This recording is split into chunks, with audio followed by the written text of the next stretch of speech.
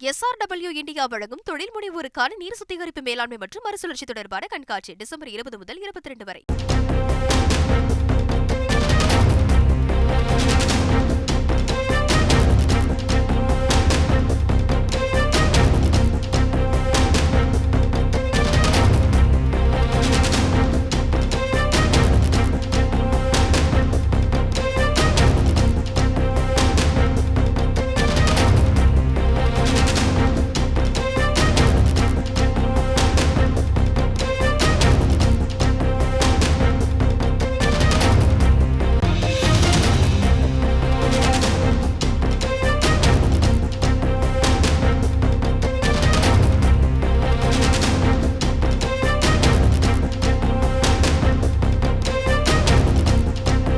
இந்தியாவுக்கு வழிகாட்டும் வகையில் திராவிட மாடல் அரசின் செயல்பாடுகள் தொடரும் என்று திமுக தொண்டர்களுக்கு முதலமைச்சர் ஸ்டாலின் கடிதம் எழுதியுள்ளார்.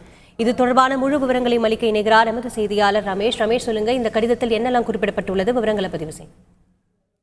வணக்கம். பேரிடரில் மீண்டும் சேலத்தில் சந்திப்போம் என்று திமுக தொண்டர்களுக்கு முதலமைச்சரும் திமுக தலைவருமான திரு மு க ஸ்டாலின் கடிதம் ஒன்றை எழுதியிருக்கிறார். அந்த கடிதத்தில் சென்னை பெருவெள்ளம் மற்றும் நாடாளுமன்ற தேர்தல் தொடர்பாக பல்வேறு விஷயங்களை குறிப்பிட்டிருக்கிறார்.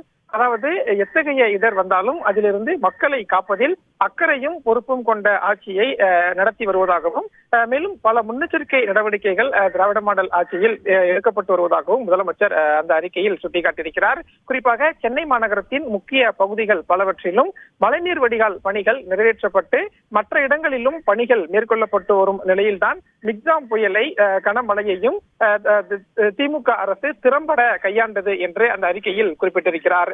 மேலும் முதலமைச்சர் அறிக்கையில் 2015ஆம் ஆண்டு அதிமுக ஆட்சியில் செம்பரம்பாக்கம் ஏரியின் தண்ணீரை முறையான வகையில் திறக்காமல் ஒரே இரவில் அளவுக்கு அதிகமாக திறந்துவிட்டு உருவாக்கப்பட்ட செயற்கை வெள்ளத்தின் போது சென்னைக்குள்ளேயே வாகனம் வர முடியாத நிலை இருந்ததாகவும், ஆனால் இப்போது வந்த மிக்ஜாம் புயலை பொறுத்த வரைக்கும் சென்னையை கடந்த சில மணி நேரங்களிலேயே செங்கல்பட்டு முதல் சென்னை GST சாலை வரையிலான சாலைகள் போக்குவரத்து சீரானது.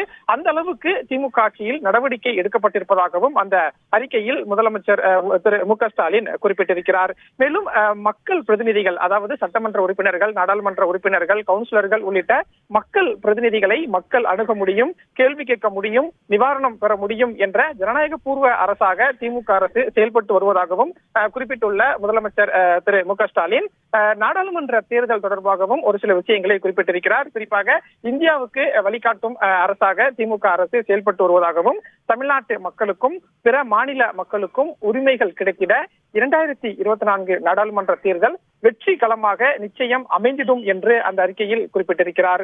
மேலும் சேலத்தில் திமுக இளைஞரணியின் மாநாடு 24ஆம் தேதி நடைபெற இருக்கிறது. எனவே அந்த மாநாட்டில் சந்திப்போம் என்று தொண்டர்களுக்கு எழுதியுள்ள கடிதத்தில் திமுக தலைவர் மு க ஸ்டாலின் குறிப்பிட்டிருக்கிறார்.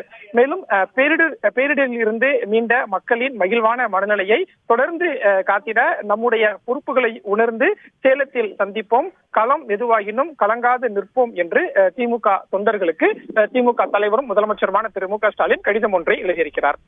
விரிவான தகவல்களுக்கு நன்றி ரமேஷ். SRW இந்தியா வழங்கும் தொழில் முனைவோருக்கான நீர் சுத்திகரிப்பு மேலாண்மை மற்றும் மறுசுழற்சி தொடர்பான கண்காட்சி டிசம்பர் 20 முதல் 22 வரை.